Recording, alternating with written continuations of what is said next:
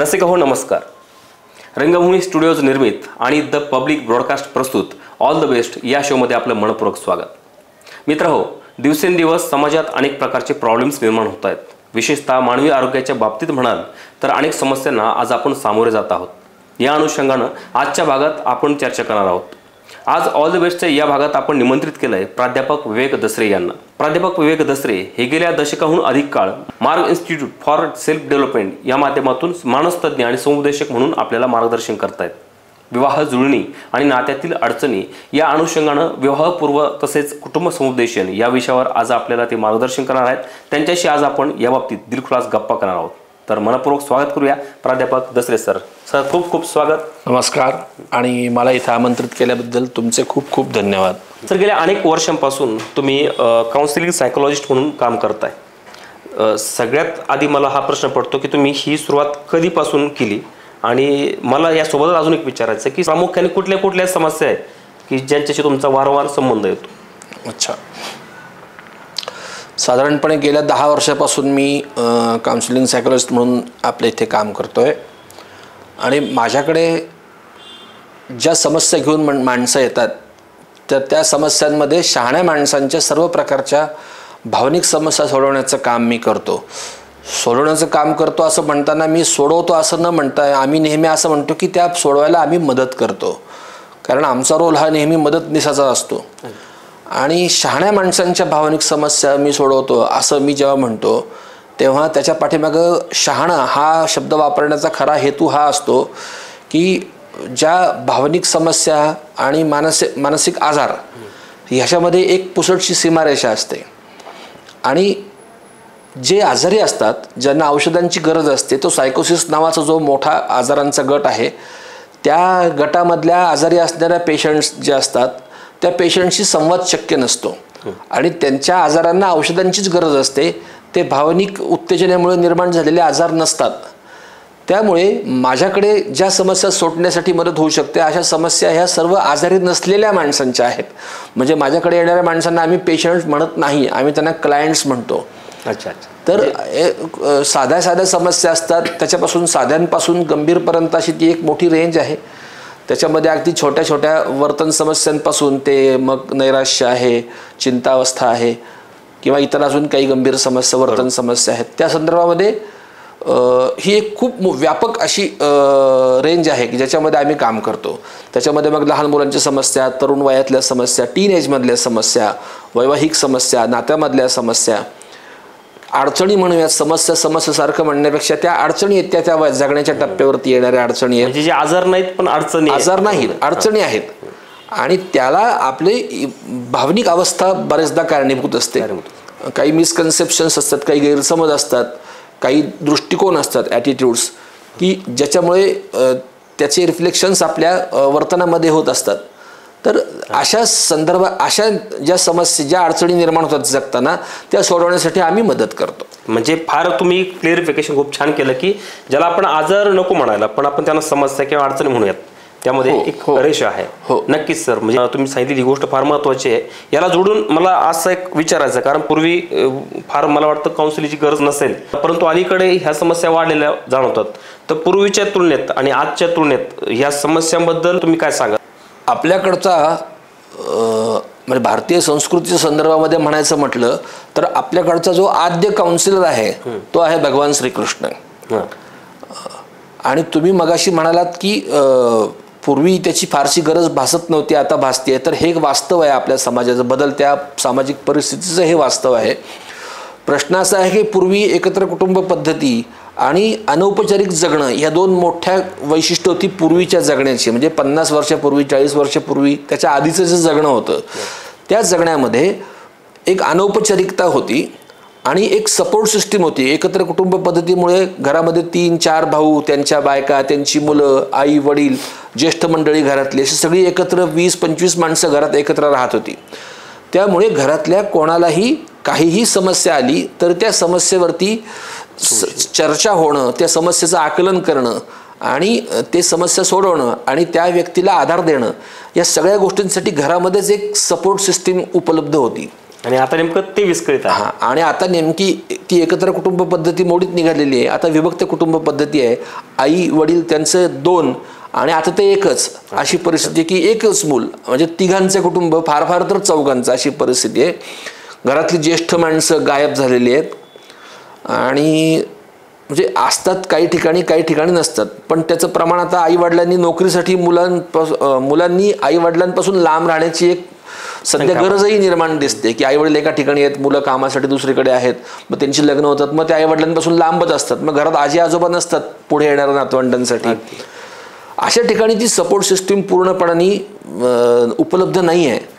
त्यामुळे माणसांना त्यांच्या आयुष्यात येणाऱ्या ज्या साध्या साध्या अडचणी आहेत, ज्या भावनिक समस्या आहेत, त्या सोडवण्यासाठी ती सपोर्ट सिस्टीम जवळ उपलब्ध नाही, मन मोकळं करण्यासाठी आधार नाही आणि सल्ला देण्यासाठी कोणी वडीलधारक घरात नाही, मित्रही तिचे जवळचे नाहीत. ही सगळी परिस्थिती असल्यामुळे आज आमची गरज सातत्याने वाढताना दिसते. नक्कीच फार महत्त्वाचा आणि मार्मिक म्हणता येईल याला, कारण खरा समुपदेशक आपल्या घरातला कुटुंबातला व्यक्तीच असतो असं म्हणायला हरकत नाही. आणि ती जागा आज नसल्यामुळे माणसं एकाकी पडलीत आणि त्यामुळे ह्या समस्या वाढतात असं तुमचं म्हणणं आहे.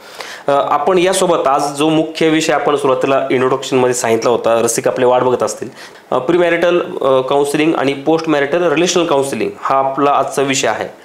तर या दोन्हीतला नेमकं म्हणजे एक प्रेक्षकांसाठी काय सांगा तुम्ही, या दोन्हीमध्ये नेमकं काय फरक आहे आणि कशा पद्धतीने तुम्ही यावर काम करता? सांगतो. आयुष्याच्या प्रत्येक टप्प्यावरती माणसाच्या आयुष्यामध्ये ज्या भावनिक समस्या निर्माण होतात त्या प्रत्येक टप्प्यावरती त्या समस्या वेगवेगळ्या असतात आणि त्या निर्माण होणाऱ्या समस्या सोडवण्यासाठी आम्ही त्या व्यक्तीला मदत करत असतो. मग लहान मुलांच्या समस्या त्या संदर्भातल्या असतात, टीनेजमधल्या समस्या, कुमार वयातल्या त्या समस्या असतात. ह्या आयुष्याच्या प्रत्येक टप्प्यावरच्या ज्या अडचणी येतात त्याच्यावरती एक स्वतंत्र कार्यक्रम होऊ शकतो. त्यामुळे आपण आजचा जो विषय निवडला तो आहे प्री मॅरिटल काउन्सिलिंग आणि पोस्ट मॅरिटल रिलेशनल काउन्सिलिंग. तर प्री मॅरिटल म्हणजे आपण मराठीत त्याला विवाहपूर्व समुपदेशन म्हणूयात. तसा तो शब्द प्रचलित पण आता झालेला आहे. तर विवाहपूर्व समुपदेशनामध्ये लग्न ही आपल्या समाजामधली एक अपरिहार्य, टाळता न येणारी गोष्ट आहे आणि आवश्यक अशी गोष्ट आहे. प्रत्येकाच्या आयुष्यात येणारी ती एक चांगली आणि आनंद निर्माण करणारी गोष्ट आहे. तर लग्न ठरवत असताना लग्न ठरवण्यासाठी जोडीदाराची निवड कशी करायची, आपलं स्वतःचं मूल्यमापन कसं करायचं, लग्न कधी केलं पाहिजे, अशा लग्न करण्याच्या आधीचे जे प्रश्न आहेत ते प्रश्न सोडवण्यासाठी किंवा त्या प्रश्नांबद्दल मार्गदर्शन करण्यासाठी विवाहपूर्व समुपदेशन ही एक गोष्ट आहे. आणि विवाह झाल्यानंतर पोस्ट मॅरिटल रिलेशनल काउन्सिलिंग जे आहे ते लग्न झाल्यानंतर आज नवीन नवरा बायको, पती पत्नी जे आहेत, तरुण मुलं जे आहेत, त्यांच्यामध्ये एकमेकांना समजून घेण्याचं प्रमाण थोडंफार कमी आहे किंवा इतर अनेक गोष्टी आहेत की ज्या त्याला कारणीभूत असतात. पण त्यांच्यामध्ये न पटण्याचं, भांडण होण्याचं प्रमाण खूप मोठ्या प्रमाणात वाढतं आहे. तर लग्न झाल्यानंतरची ही भांडणं का होतात, ती सोडवायची कशी आणि गुण्यागोविंदाने कसं नांदता येईल, ह्याच्यासाठी पोस्ट मॅरिटल रिलेशनल काउन्सिलिंग हा विषय आहे. फार सविस्तर उत्तर तुम्ही या संदर्भात सांगितलंय. आता याला जोडून असा एक प्रश्न म्हणजे सहज मनात येतो. आता कुठल्या वयातली व्यक्ती असेल, समजा माझा भाऊ माझी बहीण जर लग्नाला आहे तर मला इथे टेन्शन असेल, माझा मुलगा माझी मुलगी असेल तर ते टेन्शन, सगळेजण यातून जातात. लग्न हा सध्या विषय जितका क्रिटिकल झालेला असं आपण समाजात बरोबर आहे अनेकदा आपण चर्चेतून ऐकतो.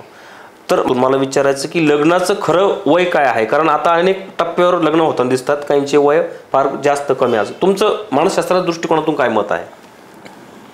याला 2 दृष्टिकोनातून पाहता येतं, म्हणजे पाहिलं पाहिजे. मानसशास्त्रीय दृष्टिकोनातून तर पाहिलंच पाहिजे, पण शरीरशास्त्रीय दृष्टिकोनातून पण पाहिलं पाहिजे याच्याकडे. कारण ही दोन्ही गोष्टी ह्या एकमेकांच्या हातात हात घालून चालणार आहेत. माणसाचं शरीर आणि त्याच माणसाचं मन असं, आणि मनाच्या असण्याचा प्रभाव शरीरावर पडतो आणि शरीराचा प्रभाव मनावर पडतो. लग्नाच्या बाबतीमध्ये लग्न कधी करावं हा जो प्रश्न आज चर्चेला आलेला दिसतो मोठा, पूर्वी हा प्रश्न चर्चेला नव्हता. कारण एक समाजाची एक धारणा होती की या वयात लग्न, मुलगी शहाणी व्हायच्या आत तिचं लग्न व्हायला पाहिजे, पोरगा 15 वर्षाच्या आत त्याचं लग्न व्हायला पाहिजे, ही आपली पूर्वीची प्राचीन पद्धत होती. प्राचीन म्हणजे तरी 50, 60, 70 वर्षापूर्वी ही स्वातंत्र्यपूर्व काळामध्ये ही पद्धत मंडळी हा निर्णय घेत होती. हो, घेत होती. आणि चर्चेला तिथे जागाच नव्हती, कारण ते त्यावेळेलाच व्हायला पाहिजे हे बंधन होतं, सामाजिक बंधन. बरोबर. जशा मुली शिकायला लागल्या, सामाजिक स्वातंत्र्यानंतर सामाजिक वातावरण बदलायला लागलं, शिक्षणाचं प्रमाण वाढलं आणि शिक्षणाचा कालावधी वाढायला लागला, तशी लग्नाची वेळ जी आहे ती पुढं पुढं ढकलली जायला लागली. बरोबर. आपोआपच त्यात कायद्याने पण आता ठरवलंय की मुलगा आणि मुलगी आता दोघंही 21 वर्षाची, पूर्वी 18 वर्ष होता, आता 21 वर्ष केले असं ऐकतोय. तर 21व्या वर्षापूर्वी कोणी आता लग्न करू शकत नाही. बरोबर आहे. तर आता चर्चेचा मुद्दा की 21व्या वर्षानंतर कधी करावं हा मुद्दा आहे. तर कायद्याने ह्या गोष्टीचा विचार केलाय की शरीरशास्त्रीय दृष्ट्या परिपक्व झाल्याशिवाय मुलाचं आणि मुलीचं दोघांचंही लग्न होऊ नये हा विचार कायद्याने नक्की केलेला आहे. त्यामुळे ती 21ची मर्यादा आपण कायद्याने निश्चित केलेली आहे. प्रश्न असा आहे की 21 नंतर लग्न कधी केलं पाहिजे. कधी पण 40-50 काय होतं. म्हणजे खूप मोठी मर्यादा तिथे आहे. तर आदर्श वय असं नावाची काही गोष्ट असते का बुवा, तर खरं तर असते. लग्नाच्या बाबतीमध्ये तुम्ही लग्न कधी करायचं असं ठरवता तर प्रत्येकाचं उत्तर असतं बरेच जणांचं की मला पहिले करिअर करायचं, मला पहिल्यांदा सेट व्हायचं आणि मग मला लग्न करायचं. तर करिअर करायचं म्हणजे काय करायचं आणि सेट झालं पाहिजे म्हणजे काय, तर ह्या प्रश्नाची उत्तरं व्यक्तिसापेक्ष असतात. म्हणजे सेट होण्याची माझी व्याख्या वेगळी असेल, तुमची व्याख्या वेगळी असेल. बरोबर. परंतु परिस्थिती अशी आहे की तुमचं सेट होणं आणि तुमचं करिअर घडणं ह्या लॉंग लास्टिंग म्हणजे दीर्घकालीन प्रक्रिया आहेत ह्या गोष्टी. बरोबर आहे. पण लग्न करण्यासाठी निसर्गाने तुमच्यामध्ये ज्या क्षमता निर्माण केलेल्या आहेत तर तुमचं वय वाढायचं थांबत नाही. आणि वय वाढतं म्हणजे नुसता काळ नसतो जात, सगळ्याच बदल होतात. वय वाढलं म्हणजे तुमच्या वय हा संदर्भात मुळात शरीराच्या संदर्भात वापरला जातो. बरोबर का नाही. वय वाढणं म्हणजे शरीरामध्ये बदल होत जाणं आहे. आणि लग्नानंतरची अपरिहार्य गोष्ट म्हणजे संततीची निर्मिती, संततीची उत्पत्ती. तर सामाजिक दृष्टीने आपण काहीही म्हणू त्याला, समजा की काय माणूस आणि जनावरात फरक आहे का काही, मग लग्न करायचं म्हणजे पोरं होण्यासाठी लग्न करायचं का, तर याच्यावरती आधुनिकता आणि पुराणमतवाद वगैरे वगैरे शब्द वापरून अनेक वादळी चर्चा होऊ शकतात. बरोबर. प्रश्न आहे निसर्गाची योजना काय आहे हे आपण बदलू शकत नाही, हा सगळ्यात महत्त्वाचा मुद्दा आहे. आणि वय वाढतं म्हणजे आपल्या शरीरामध्ये होत जाणारे बदल जे असतात ते वय वाढण्याने अनेक गोष्टी ह्या नकारात्मक पण घडत असतात. पुनरुत्पत्तीच्या दृष्टीने म्हणजे संततीच्या दृष्टीने मुलींचं आदर्श वय आहे 25 पर्यंत मुलींचं शरीरामध्ये त्यांची प्रजनन क्षमता ही अत्युच्च पातळीवरती असते. 25 नंतर ती आपोआप हळूहळू उतारायला लागते. त्याचा वेग कमी असतो उतारायला लागण्याचा, 30 नंतर तो वेग वाढतो. अच्छा. आणि पुरुषाच्या बाबतीमध्ये पण 28-30 या वर्षानंतर त्याची पुनरुत्पत्ती क्षमता जी आहे, प्रजनन क्षमता, ती कमी व्हायला लागते. त्यामुळे आपल्याला जर लग्न करायचं आहे, सर 4 चौघांसारखं लग्न करायचं आहे, मुलं बाळं होणार आहेत, तर मग ती एका विशिष्ट वयापर्यंत झाली तर पुढच्या आयुष्याचं नियोजन खूप सोपं होत जातं. आणि मूल सांभाळण्यासाठी तुमची शारीरिक क्षमता, तुमची मानसिक क्षमता, त्याच्यातून निर्माण होणारे जे संघर्ष आहेत, ज्या अडचणी आहेत त्या सोडवण्यासाठी तुमची क्षमता आहे, यासाठी तुम्ही तयार असता आणि ती ताकद तुमच्यात असते. ते जर मूल उशिरा झालं तर तुमचं शरीर आणि मन हळूहळू थकत जातं पुढे. आणि सगळ्यात महत्त्वाचं म्हणजे तुम्ही जितका उशीर कराल तितकी इनफर्टिलिटीची समस्या आपल्याकडे वाढत चालली आहे. लग्नाचं वय तुम्ही जितकं उशीर लग्न करता तितकं मूल न होण्याचं प्राथमिक पातळीवरती प्रायमरी इन्फर्टिलिटी जी आहे, बायोलॉजिकल म्हणजे जीवशास्त्रीय कारणं जी आहेत ती वाढतात आणि मुलं होण्याचं प्रमाण, जी शक्यता आहे ती कमी होते. त्यामुळं मुलांचं आणि मुलीचं लग्न हे वयाच्या 25च्या आतमध्ये व्हायला हवं आणि मुलाचं लग्न हे त्यांनी 30च्या 28च्या आसपास तरी केलं पाहिजे, त्याच्यापेक्षा उशीर होता कामा नये. हे एक आदर्श आपण मर्यादा मानू शकतो. सर मला असं विचारायचं आहे, लग्न जुळविताना समुपदेशक म्हणून तुम्हाला जाणवणाऱ्या, प्रकर्षानं जाणवणाऱ्या अशा प्रमुख अडचणी कुठल्या आहेत, त्यासोबत तुम्ही एखादा या दरम्यान आलेला अनुभव सुद्धा शेअर करू शकता. हो. लग्न जुळवताना येणाऱ्या अडचणी म्हणण्यापेक्षा लग्न जुळवत असताना आता लग्नाची उमेदवारी जाहीर केल्यानंतर मला लग्न करायचं आहे, मुलगा किंवा मुलगी, तर मग सुरुवात होते की जोडीदाराची निवड कशी करायची. लग्न कधी करायचं याच्यावरती बोललो, आता करायचं हे ठरलं, आता कोणाशी करायचं तर जोडीदार निवडायला पाहिजे. तर जोडीदार निवडत असताना त्या जोडीदाराची निवड आपण कशी केली पाहिजे, ह्या टप्प्यावरती अनेकांच्या आयुष्यामध्ये खूप समस्या दिसतात सध्या. म्हणजे खूप अडचणी, संभ्रम दिसतात खूप, की जोडीदाराची निवड करायची कशी. तर मला मुलगी, समजा मी मुलगा आहे, लग्नाचा मुलगा आहे, म्हणजे असं उमेदवार आहे असं समजू, आणि मला जर मुलगी निवडायची आहे तर माझ्या अपेक्षा काय असतील. मग ती खूप सुंदर असली पाहिजे, मग ती खूप गोरी असली पाहिजे, मग ती खूप मनमिळावू असली पाहिजे. अशा 100 अपेक्षा आहेत. त्याच्यामध्ये रूपाविषयीच्या अपेक्षा आहेत आणि वागण्याविषयीच्या अपेक्षा आहेत, आर्थिक परिस्थितीविषयी अपेक्षा आहेत.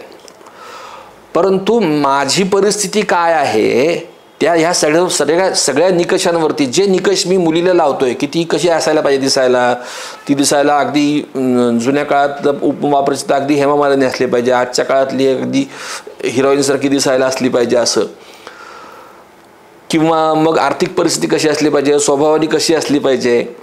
तर ह्या सगळ्या निकषांवरती मी कुठे आहे नेमका याची मला वास्तव जाणीव आहे का. तर माझा रंग कसा आहे, मी 4 चौघांसारखा आहे का दिसायला, का 4 चौघांपेक्षा वाईट आहे, किंवा काय. रूप हा मुद्दा, वाईट चांगले हे शब्द वापरणं योग्य नाही, चुकीचं आहे. परंतु ह्या संदर्भात मी आत्ता कुठे आहे याची जाण मला असायला पाहिजे, आणि त्या प्रमाणात माझ्या अपेक्षा कशा असायला हव्यात हे ठरवायला पाहिजे. म्हणजे रॅशनॅलिटी जी आहे, विवेकपूर्णता, अपेक्षा ज्या आहेत त्या एक वास्तव पातळीवरती असायला पाहिजेत. मी जर दिसायला आहे सो आहे, साधारण सर्वसामान्य आहे, तर मग मला मिळणारी माझी पत्नी पण सर्वसामान्य असेल तर चालू शकते ना. तशीच अपेक्षा आपण ठेवली पाहिजे. तुमच्या अपेक्षा खूप असतील, परंतु समोर ज्या पार्टीशी तुम्ही अप्रोच होणार आहात त्यांच्या पण अपेक्षा असतातच ना, आणि त्या अपेक्षांना आपण पुरे पडले पाहिजेत का नको. तर आपल्या अपेक्षा ज्या आहेत त्या अपेक्षा ठरवत असताना आपल्या 10 अपेक्षा असतील तर आपण हे पक्क डोक्यात ठेवूया की 10 पैकी 5 पूर्ण होतात, 5 पूर्ण होत नाहीत. आणि पूर्ण होणाऱ्या अपेक्षांचं प्रमाण 5 पेक्षा नेहमी कमीच असतं. जास्तीत जास्त 5 म्हणजे फार आदर्श परिस्थिती झाली. तर अपेक्षा ठरवा, पण त्या रॅशनल लेव्हलला असू देत, आणि त्या ठरवताना थोडं लवचिक माणसाने असायला हवं. अवास्तव अपेक्षा नसल्या पाहिजेत.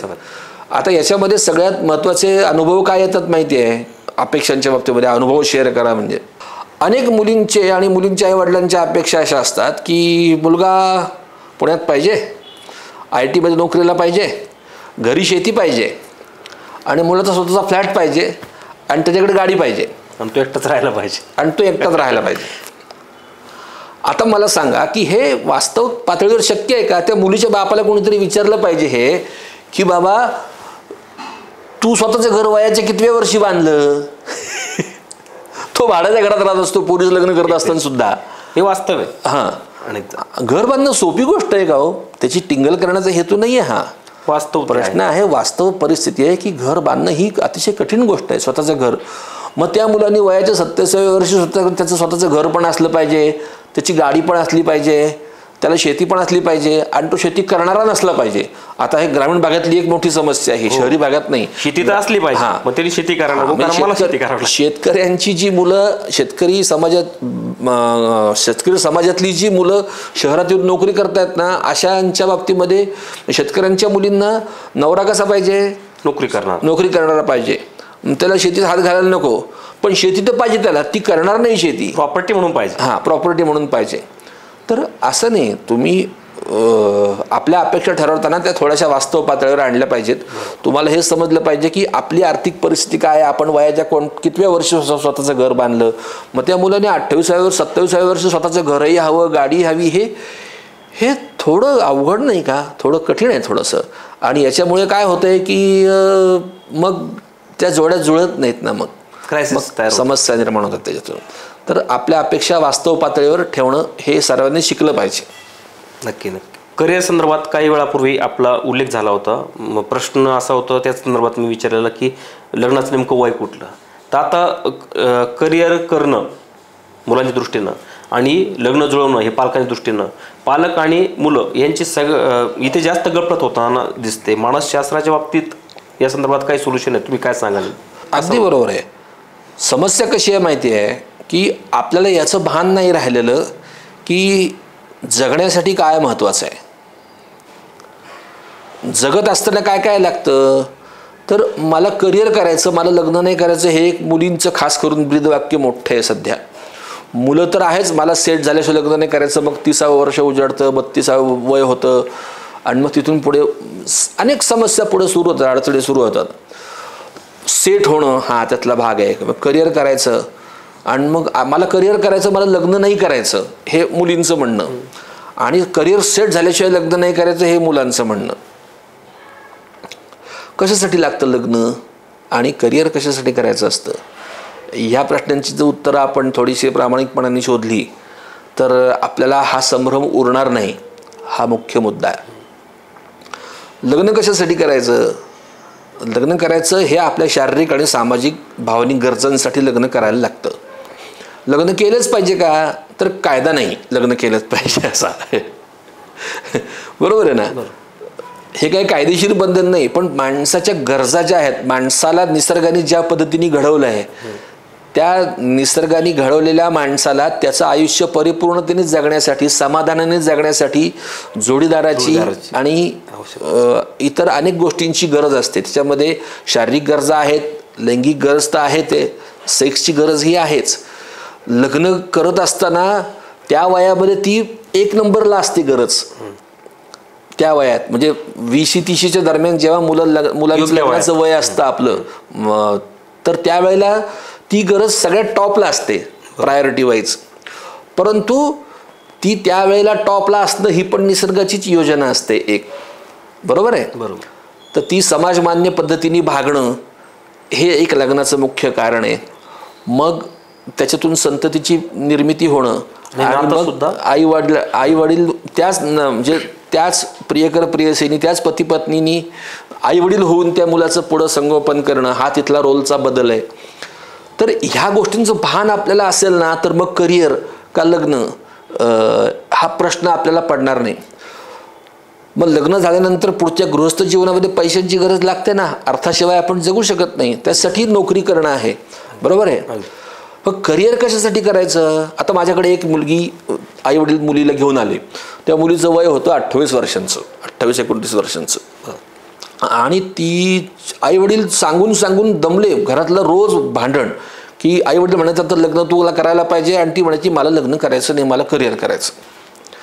मग शेवटी ते तिला घेऊन तिघांचं असं ठरलं की आपण 3ऱ्या माणसाची कोणाशी तरी बोलूयात जाऊन, 4थ्या माणसाची, म्हणजे आई वडील आणि मुलगी, मी 4था त्याच्यातला. मग माझ्याकडे आले या विषयावर बोलण्यासाठी की बुवा काय करायला पाहिजे. आई वडिलांचं म्हणणं की हिला समजून सांगा, लग्न करत नाही, त्यांचं त्यांच्या पद्धतीने बरोबर. आता मुलीशी जेव्हा बोललो मी, तर तिचं म्हणणं असं होतं की सर तुम्ही काय मला सांगणार नवीन, मला करिअर करायचं आहे, मला लग्न नाही करायचं, संसार मुलं बाळ याच्यात मला अडकायचं नाही आहे, मला करिअरच करायचं आहे. मी म्हणलं ठीक आहे, बसतं आपण बोलू तर खरी. मग बोलायला गप्पा मारायला सुरुवात केल्यानंतर मग तिच्या डोक्यामध्ये हे जे होतं करिअर करायचं आणि लग्न नाही करायचं, तर मी तिला फक्त एवढंच विचारलं की करिअर करायचं म्हणजे काय करायचं. मग तिने सांगितलं की नोकरी किंवा व्यवसाय, मग जे काय ती करत होती ते त्याच्यात एक विशिष्ट ते. मी म्हटलं तुझ्या पद्धतीने तू ह्या पुढच्या 5 वर्षात इथपर्यंत जाऊन पोचलीस समजा, हे सगळं का करायचं आहे. माणूस नोकरी कशासाठी करतो, माणूस व्यवसाय कशासाठी करतो, तर स्वतःला सिद्ध करण्यासाठी. हे एक फार फिलॉसॉफिकल उत्तर आहे. वास्तव हे आहे की आपण नोकरी करतो, आपण व्यवसाय करतो, ते अर्थार्जनासाठी करतो. आणि अर्थार्जन कशासाठी करायचं असतं, पैसा कशासाठी कमवायचा असतो, तर जगण्यासाठी आवश्यक असतो म्हणून पैसा कमवायचा असतो. बरोबर आहे ना. मला तुम्ही सांगा, पैशासाठी जगायचं आहे का जगण्यासाठी पैसा आहे. आपल्याला याचं भान पाहिजे. जगणं हे अंतिम उद्दिष्ट आहे, समाधानाने जगणं फार फार तर असं म्हणूयात आपण. परंतु जगण्यासाठी पैसा आहे, पैशासाठी जगणं नाही. पैसा हे साध्य नाही आहे, पैसा हे साधन आहे. हे साध्य साधन विवेक हा आपल्या आयुष्यातून हरवला तर मग अडचणींना सुरुवात होते. मग मी त्या मुलीला हे सांगितलं की पैसा हे साधन, तिला हे जाणीवेला आणून दिलं की पैसा कमवायचा कशासाठी असतो, खर्च करायचा असतो. आणि खर्च कशासाठी करायचा असतो, तर संसारासाठी करायचा असतो. आणि संसार कशासाठी असतो, संसार म्हणजे काय, तर नवरा बायको मुलं आई वडील याला म्हणायचं संसार. आणि शेवटी तिला हे पण मला सांगणं भाग पडलं की स्त्रीमुक्ती, करिअर किंवा आधुनिकता हे सगळे शब्द आहेत त्या त्या पातळीवरती ठीक असतात, परंतु केवळ निसर्ग म्हणून विचार जर केला तर आम्ही नेहमी असं सांगतो की निसर्गाने आपल्याला कशाला जन्माला घातलंय, म्हणजे माझ्या जन्माला येण्याचं उद्दिष्ट काय, माझं नाही. मी लगेच फिलॉसॉफी आपण भगवद्गीता काय सांगते किंवा हे याच्याकडे नाही वळायचं, आध्यात्मिक उत्तरांकडे वळायचं नाही. निसर्गाची योजना काय, निसर्गाने आपल्याला का जन्माला घातलं, निसर्गाने आपल्याला जन्माला घातलं याचं एकमेव कारण आहे की आपण जन्माला यावं, आपण मोठं व्हावं, आपण पुढची पिढी जन्माला घालावी आणि आपण मरून जावं.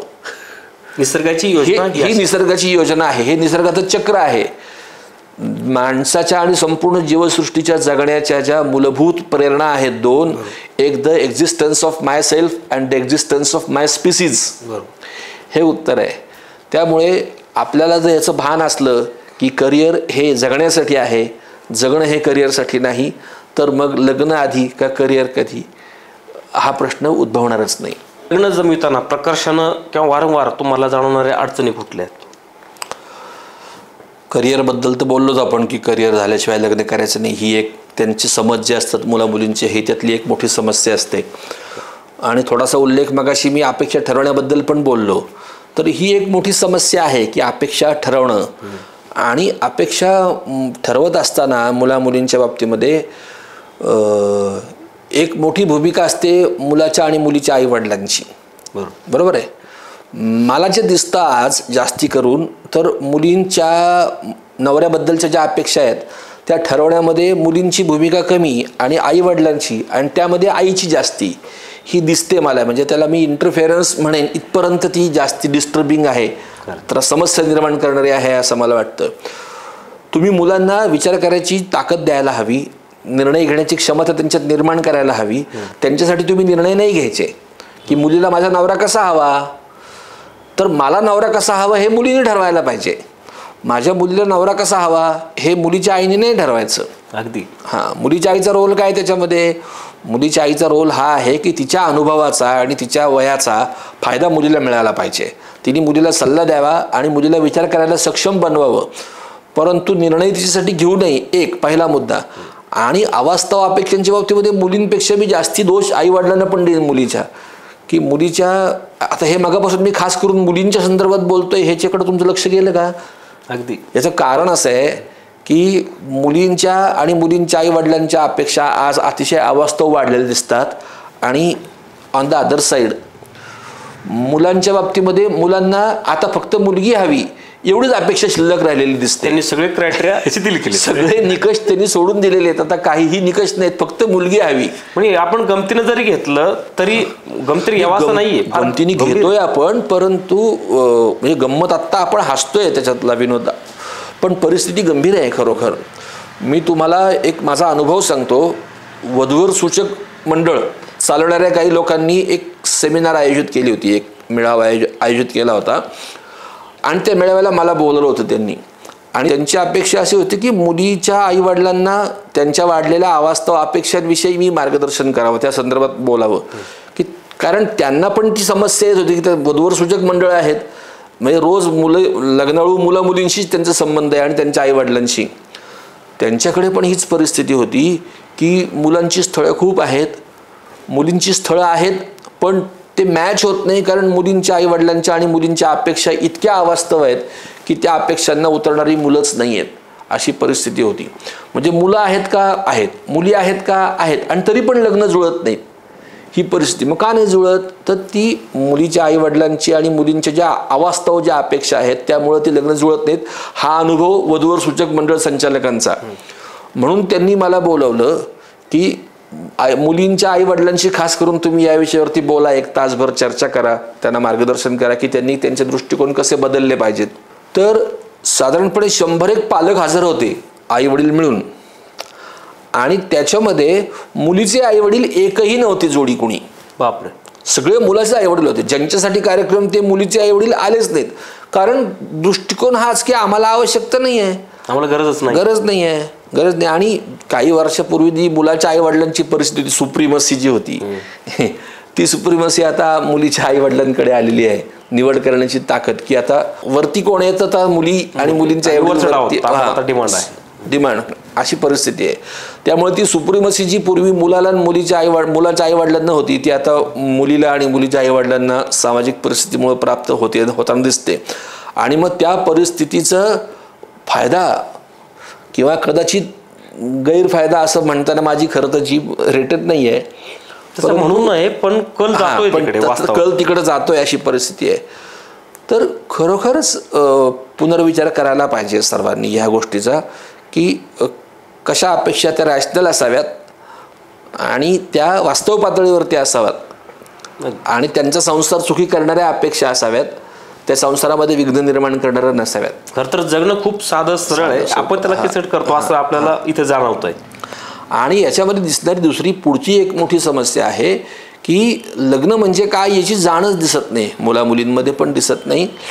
लग्न ठरवताना आर्थिक बाबींना आणि पॅकेज आणि घर आणि गाडी या गोष्टींना जितकं महत्त्व दिलं जात आहे ना, तितकं महत्त्व त्या दोघांच्या व्यक्तिमत्वाच्या भावनिक संबंध आणि त्यांच्या व्यक्तिमत्वामधली जी अनुरूपता आहे, पर्सनॅलिटीमधली जी कम्पॅटिबिलिटी आहे असायला हवी, त्याच्याकडे लक्षच नाही आहे कोणाचं, फारसं नाही आहे.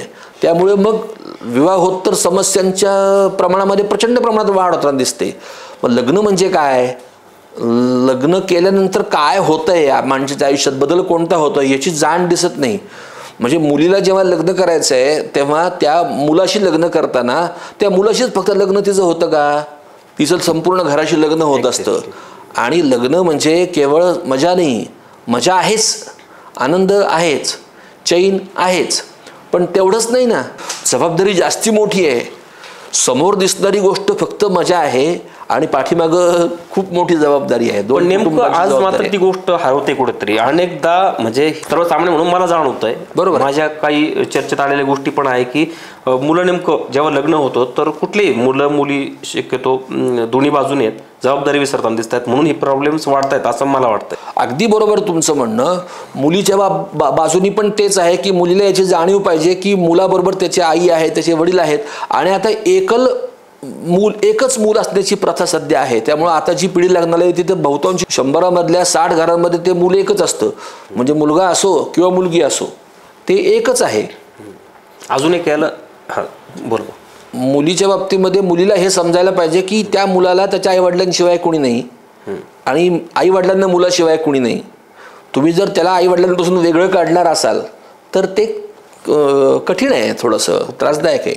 आणि मुलाला पण याचं भान पाहिजे की मुलांना आईवडिलांना एकुलती एक असलेली जी मुलगी आहे तिच्याशी जर आपण लग्न करत असू तर आपल्या आईवडिलांची जबाबदारी जशी आपल्यावरती आहे तशी तिच्या पण आईवडिलांची जबाबदारी तिच्यावरती आहे, याचं भान मुलांना पण असायला पाहिजे. अगदी खरं, दोन्ही बाजून पाहिजे, हे दोन्ही बाजूने पाहायला पाहिजे. ते दोन घरांचं संबंध आहे, फक्त दोन माणसांचा नाही आहे संबंध, दोन कुटुंबांची जी जोडणी आहे तो संबंध जोडला जाणं आहे आणि ते जबाबदारी वाटून घेणं आहे, एकमेकांना आधार देणं आहे.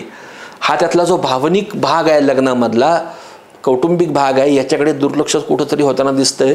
तर याचं भान सर्वांनी राखलं पाहिजे. नक्कीच सर. हे सगळं झालंय आता सध्याच्या परिस्थितीबद्दल तुम्ही जे सांगता, समुपदेशन सध्याच्या काळात तुम्ही करताय, वेगळ्या घटकांना तुम्ही मार्गदर्शन करताय. मला प्रश्न पडतो कारण तुम्ही काही वेळापूर्वी भगवान श्रीकृष्णांचा उल्लेख केला होता सुरुवातीला.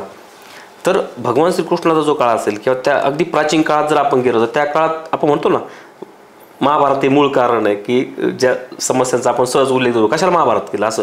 तर त्या काळात अशा समस्या होत्या का, किंवा जर त्याच्या समस्या असतील तर त्या काळात समुपदेशन कसं केलं जात होतं या संदर्भात काही अगदी खरं आहे सांगते. समस्या नव्हत्या असा कोणताही काळ कधीच नव्हता. माणसाचं जगणं जसा माणूस अस्तित्वात आहे तसं समस्या आणि त्याचं जगणं ह्या दोन्ही गोष्टी एकमेकांबरोबरच निर्माण झालेल्या आहेत, हे तर खरंच आहे, बरोबर. प्रश्न मग तेव्हा काउन्सिलर्स नव्हते तर मग समस्या कशा सोडवल्या जात होत्या, प्रश्न असा. तर आपण पाहतो की एक तर कुटुंबातली माणसं होतीच तेव्हा, ती माणसं आपल्या आयुष्यातल्या अनेक भूमिका लोकांच्या अशा होत्या माणसांच्या की ज्या अशा प्रकारच्या समस्यांमध्ये माणसाच्या बाजूने उभा राहून त्याला मदत करत होत्या. उदाहरणार्थ आपले शिक्षक असतील, आपले आईवडील असतील, आपले आजी आजोबा असतील, आपले आध्यात्मिक गुरु असतील. बरोबर आहे. तुम्ही श्रीकृष्णाबद्दल म्हणालात, भगवान श्रीकृष्णांबद्दल, तर आपण असं म्हणू शकतो की आपल्या संस्कृतीमध्ये भगवान श्रीकृष्ण हा आद्य समुपदेशक आहे. He is the best founder counsellor असं म्हणूयात. पहिला की भगवद्गीता हे काय आहे? भगवद्गीता हे काउन्सिलिंग आहे. बरोबर आहे की कर्तव्यापासून अधपतित झालेल्या अर्जुनाला त्याच्या कर्तव्यापर्यंत पुन्हा तयार करणं, याच्यासाठी ते 18 अध्याय श्रीकृष्णाने सांगितलेले आहेत. आणि ते असे सांगितले आहेत की जे समजा महाभारत काळ घडल्याला 5000 वर्षापूर्वी घडला असं गृहीत धरू आपण, तर 5000 वर्षानंतर सुद्धा आज सुद्धा ते आपल्या जगण्यासाठी लागू होतं, रिलेटिव्ह आहे. ते त्याचं औचित्य टिकून आहे, अजून संबंध रिलेटिव्हिटी त्याची टिकून आहे. म्हणजे हे जे ग्रंथ आहेत आपले, रामायण असेल, महाभारत असेल, तर ह्या ग्रंथांचं, ह्या महाकाव्यांचं किंवा ह्या आपल्या इतिहासाचं म्हणूयात, आपल्या जगण्यावर प्रचंड मोठा प्रभाव आहे. म्हणजे उदाहरण सांगेन मी एक छोटंसं की श्रीराम, प्रभू श्रीराम, तर ह्या ज्या गोष्टी आहेत, राम ही काय कल्पना आहे? म्हणजे वास्तव आहे का? रामाचं जगणं ही एक आदर्शाची कल्पना आहे की माणसाच्या आयुष्यामध्ये प्रत्येक भूमिकेमध्ये जगताना आदर्श त्या भूमिकेचा कोणता आहे? आयडियल पोझिशन काय असली पाहिजे? म्हणजे राम. आणि वास्तव पोझिशन काय आहे? म्हणजे महाभारत, म्हणजे श्रीकृष्ण. हे फार म्हणजे आदर्श म्हणजे रामायण आहे आणि वास्तव आणि त्याच्यावरचं उत्तर म्हणजे काय? तर श्रीकृष्ण आणि महाभारत आहे. हे फार महत्त्वाचं आहे. त्यामुळे या गोष्टींकडे जुन्या पुराणमतवादी म्हणून तुच्छतेने न पाहता त्या डोळसपणाने समजून घेतल्या पाहिजेत. तर त्याच्यामध्ये आपल्या आयुष्यातल्या सगळ्या समस्यांची उत्तरं आपल्याला सापडू शकतात. गीता सार सांगतंय म्हणून आपल्या आयुष्यातली अशी कोणतीच समस्या नाही की ज्या समस्येवरचं उत्तर महाभारतात नाही, हे लक्षात ठेवा. महाभारत हे आजच्या घडीला सुद्धा सगळ्या माणसांच्या सगळ्या आयुष्यातल्या सगळ्या समस्यांवरची उत्तर देणारा ग्रंथ आहे. सगळ्या समस्या त्यात सापडतात. इतकं त्याची व्याप्ती मोठी आहे. म्हणून आपण म्हणतो की व्यासोच्छिष्टं जगत सर्वम. तर हे आपल्या आयुष्यातलं त्यांचं स्थान आहे. हे आपल्या मानसिक आरोग्यामध्ये त्यांचं महत्त्व आहे. हे आपण समजून घेतलं पाहिजे. अजून एक प्रश्न या संदर्भातला आहे. जसं तुम्ही सांगितलं की अनेक म्हणजे पूर्वीच्या काळी समुपदेशनाची गरज जरी होती तरी ती जास्त नव्हती. मग त्यामध्ये कौटुंबिक सदस्यांचा वाटा जास्त होता, ते शेअर केलं जात होतं. आता अलीकडे कौटुंबिक तर कमी झालंच, कुटुंबामध्ये सदस्यांची कमी होत चालली. मुलं शिक्षणासाठी बाहेर जातात, नोकरी बाहेर करतात, लग्न झालं तरी नवरा बायको दोघंच राहतात, आईवडील गावाकडं, असा प्रकार आहे. त्यामुळे शेअरिंग होत नाही. मग माणसं एकटी एकाकी राहिली. जी व्यक्त होण्याची भूक आहे, मला काहीतरी शेअर करायचं, ह्या जागा दिवसेंदिवस कमी होत चालल्या. हे कारण असू शकतात का? निश्चितच कमी होत चालल्या जागा. कुटुंब व्यवस्था एकत्र कुटुंबाकडून विभक्त कुटुंबाकडे आली. राहण्याची पद्धत वाडा संस्कृतीकडून आता फ्लॅट संस्कृतीकडे आली. आणि फ्लॅट संस्कृतीकडून हा जो प्रवास आहे सगळा, हा आपला प्रवास हा अनेकांकडून एकाकडे असं चाललेलं आहे. आता आपण इंडिव्हिज्युअलिटीला जास्ती महत्त्व देत चाललो, अमेरिकन सोसायटीसारखं. बरोबर, तसंच आपलं जगणं होत चाललं. आणि मग ह्या पद्धतीच्या जगण्यामध्ये निर्माण होणाऱ्या समस्या ह्या आपल्याकडे पण निर्माण होणारच. एकटेपणा हा या पद्धतीच्या जगण्याचा एक बाय प्रोडक्ट आहे, कंपल्सरी मॅन्डेटरी बाय प्रोडक्ट आहे. ते होणारच आहे. मग अशा वेळेला आपल्या आयुष्यात महत्त्वाच्या गोष्टी कोणत्या आहेत? तर आपल्याला चांगले मित्र असणं फार महत्त्वाचं आहे. आपली जी नाती आहेत त्या नात्यांचा जो दर्जा आहे तो आपल्याला टिकवता, त्या नात्यातली ओल आपल्याला टिकवता आली पाहिजे. म्हणजे मुळात नात्यामध्ये ओल असली पाहिजे ही समज आपल्याला पाहिजे.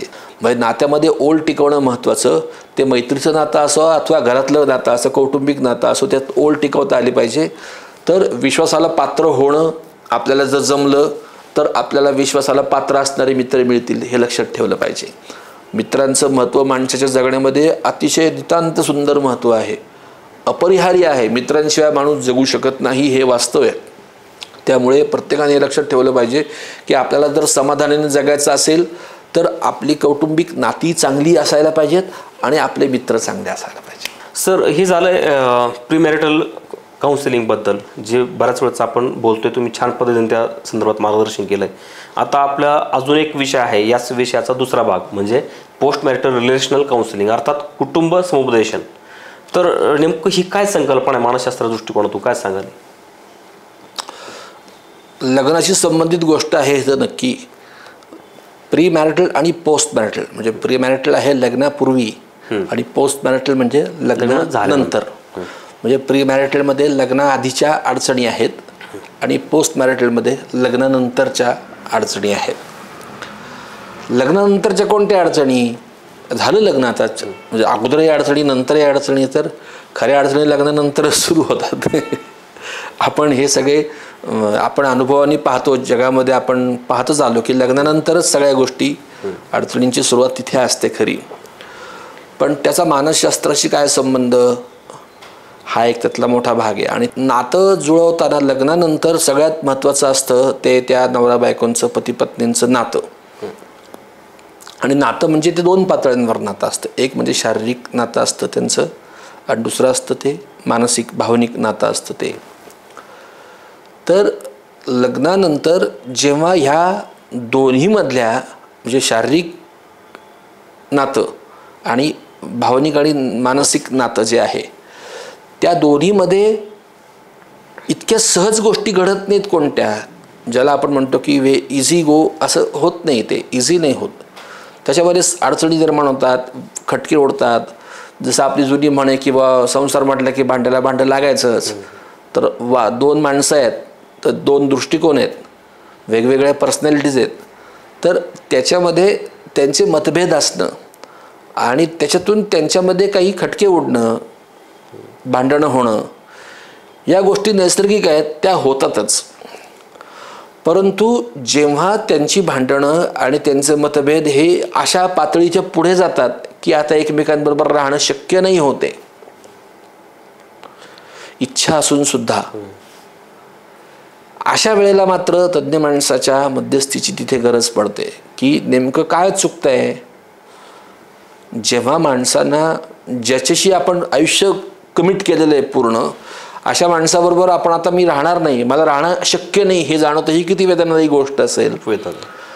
तर अशा वेळेला त्यांच्यामध्ये त्यांचे मतभेद मिटवण्यासाठी त्यांच्यात नेमकं काय चुकतंय नेमकं, तर हे शोधून काढण्यासाठी तज्ज्ञ माणसाची, तटस्थ माणसाची आवश्यकता असते. आणि त्या तटस्थ माणसाची भूमिका आमची असते की नेमकं त्यांच्याकडे पाहणं आणि ते शोधून काढणं की नेमकं कोणता खिळा पायाला टोचतोय चपलेतला, हे शोधून काढणं हे आमचं काम. म्हणजे कुटुंब समुपदेश. हां.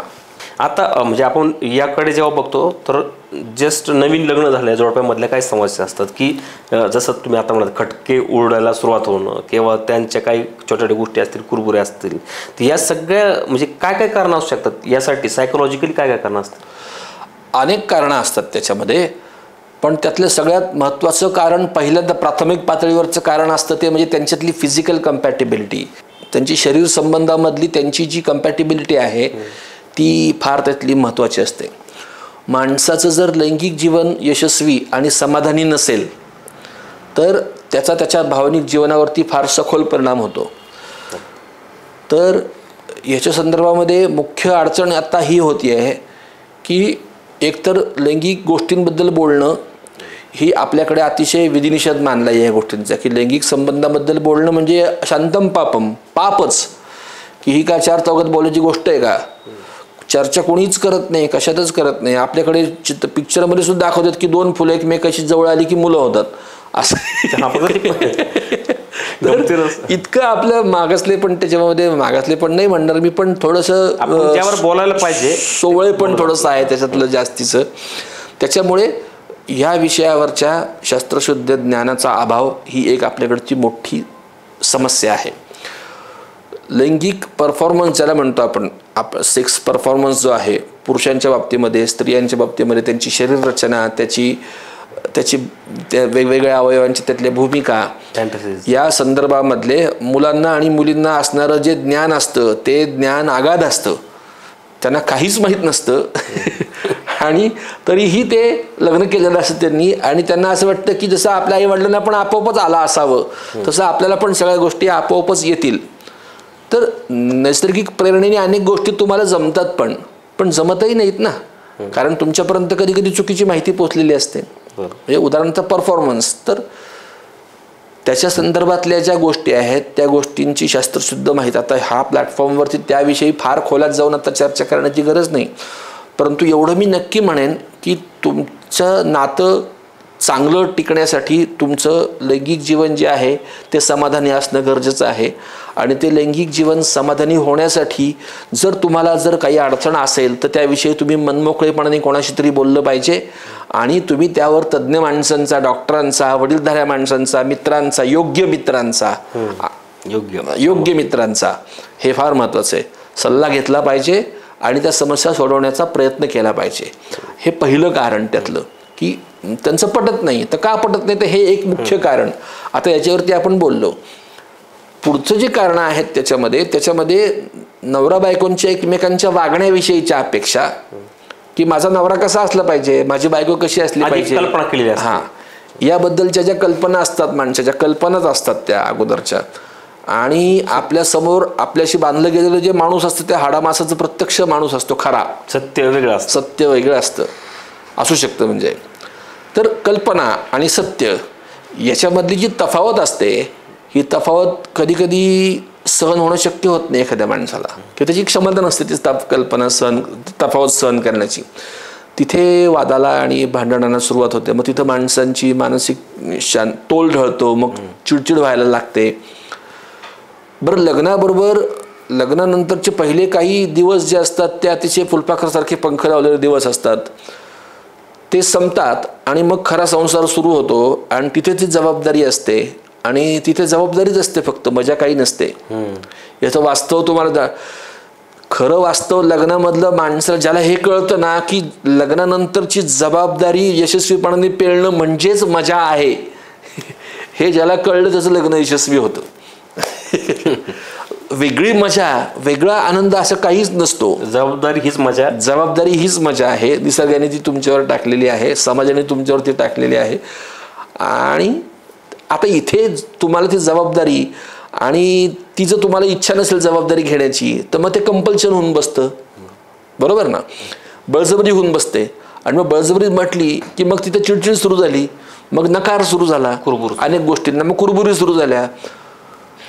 बरं, इतकं सोपं असतं का? घरात काही कामं कमी असतात का? पुरुषांनी काय, स्त्रीनी काय? मग ह्या ज्या सगळ्या समस्या आहेत ह्याच्यामधून त्या अपेक्षा आणि वास्तव याच्यातल्या फरकानी मग कुरबुरी सुरू होतात. आणि त्या वेळेवर सोडवता आल्या नाहीत तर मग त्याचं रूपांतर मोठ्या भांडणामध्ये, गंभीर वादामध्ये होतं. जसं की आता घटस्फोटाचं प्रमाण अलीकडे वाढलं, तर त्याचं कारण हेच आहे, अलीकडे वाढलं. पूर्वी तडजोड जास्त केली जात होती आणि तडजोड करण्यासारखी माणसं पण एकमेकांना समजून घेत होती. त्यातली आनंदाची गोष्ट अशी आहे, तुमची आता प्रमाणाबद्दल बोलत घटस्फोटाच्या, म्हणून मी आत्ता हे मला माहिती असलेली गोष्ट मला आनंदाने सांगावीशी वाटते, की तरी आपल्याकडे ते घटस्फोटाचं प्रमाण जरी वाढत असलं तरीही जगाच्या तुलनेमध्ये आजही आपल्याकडे घटस्फोटांचं प्रमाण अतिशय नगण्य आहे. जगामध्ये, युरोपमध्ये, अमेरिकेसारख्या पुढारलेल्या देशांमध्ये झालेले निम्मीसुद्धा लग्न टिकत नाहीत. म्हणजे निम्म्यापेक्षा जास्ती लग्नांमध्ये, आता नेमकी आकडेवारी माझ्या पुढं नाही आहेत, परंतु 100 लग्न 50 तरी टिकत नाहीत. पण तरी परिस्थिती आहे. त्यांच्या तुलनेत आपलं प्रमाण कमी जरी असलं तरी ते गंभीर आहे. त्याचं कारण असं की म्हणजे जास्तीत जास्त काळ आपण तडजोड करत नाही, लगेच पर्याय शोधतो काय असं वाटायला लागतं. कारण माझा एक लॉयर मित्र आहे, त्यांनी ही गोष्ट सांगितली होती की त्यांनी मागच्या महिन्यातली एक आकडेवारी सांगितली जी मला धक्कादायक वाटली. पर्सेंटेज बोलला तो काहीतरी, म्हणजे 65% का काहीतरी तो म्हणाला की जोडपे आमच्याकडे येतात ना त्यातले 65% केसमध्ये जे ते म्हणतात आम्हाला काहीच ऐकायचं, आम्हाला डिवोर्सच पाहिजे. त्यातला एक पार्टनर तर 13 थांब असतो आणि तो डिवोर्स होतो. अगदी बरोबर आहे. प्रमाण वाढतं आहे ही गोष्ट काळजी करण्यासारखी आहेच, निश्चितच आहे. आणि त्याच्या पाठीमागे कारणं जी आहेत, ती कारणं जी आहेत त्या कारणांमध्ये आता दोघंही स्वावलंबी असणं आर्थिकदृष्ट्या हे एक मोठं त्याच्या पाठीमागचं कारण आपण मानवू शकतो. कारण म्हणजे स्वावलंबी असल्यामुळे घटस्फोट होतो असं नाही, परंतु स्वावलंबी असल्यामुळे परावलंबित्व कमी होतं. ही मोठी गोष्ट असते. की पूर्वी मुलींपुढे समस्या ही असायची की घटस्फोट घेतला तर तिचा पुढचा चरितार्थ चालेल कसा, हा तिच्या पुढे समस्या असायची. त्यामुळे ज्या लग्नामध्ये खरं तर काही अर्थ राहिलेला नाही आहे, ज्या माणसाबरोबर राहणं अशक्य आहे, अशा तरेवाईक विक्षिप्त माणसाबरोबर सुद्धा बायकांना आयुष्य घालवणं हे कंपल्शन होतं पूर्वी, कारण त्या स्वावलंबी नव्हत्या. प्रमाणापेक्षा जास्त तडजोड करावी लागत होती, ते पण चुकीचंच होतं अर्थात.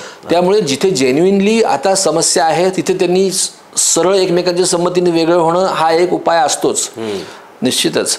परंतु अनेक जोडप्यांमध्ये तिथे ज्यांना वेगळं व्हायचं तिथं आमचा उपयोग नाहीच काही. ज्यांना व्हायचं ते तो प्रश्नच नाही, त्यांचा निर्णय झालेला तिथं आमची भूमिकाच नाही काही.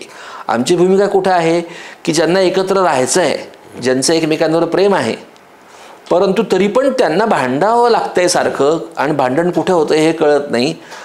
अशा ठिकाणी आमचा तिथे समुपदेशक म्हणून आमची भूमिका असते. नक्कीच. मला अजून एक याला जोडून तुम्हाला विचारायचं, जसं तुमची भूमिका आहे समुपदेशक म्हणून, तशी ही जे नवीन लग्न झालेल्या जोडप्यांबद्दल मी विचारलं होतं, त्यामध्ये कुटुंबातील इतर सदस्यांची भूमिका कशी असली पाहिजे, त्यांनी काय नेमकं रोल केला पाहिजे, कारण ते खूप कारण असू शकतात. कारण फार महत्त्वाचा मुद्दा आहे हा जरी सुटला ना मुद्दा, म्हणजे ह्याच्यावर जरी आपल्याला समजलं की हे कसं करायचं तरी खूप समस्या सुटतील, म्हणजे समस्या निर्माणच होणार नाहीत खरं तर. की नवीन लग्न झालेल्या जोडप्याच्या बाबतीमध्ये त्यांच्यामध्ये छान सगळं व्हावं आणि वाईट काही होऊ नये, भांडण होऊ नये म्हणून घरातल्या बाकीच्या माणसांनी कसं वागलं पाहिजे, हा त्यातला फार महत्त्वाचा मुद्दा आहे. आणि दुर्दैवाने आपल्याकडे अजूनही हीच परिस्थिती आहे की घरातली जी मुलगी आहे, म्हणजे कालपर्यंतची परिस्थिती अशीच होती, आता बदलते परिस्थिती नाही असं नाही, परंतु फारसा काही बदल नाही आहे. ग्रामीण भागामध्ये हीच परिस्थिती आहे, शहरी भागात थोडीशी बदलते आहे.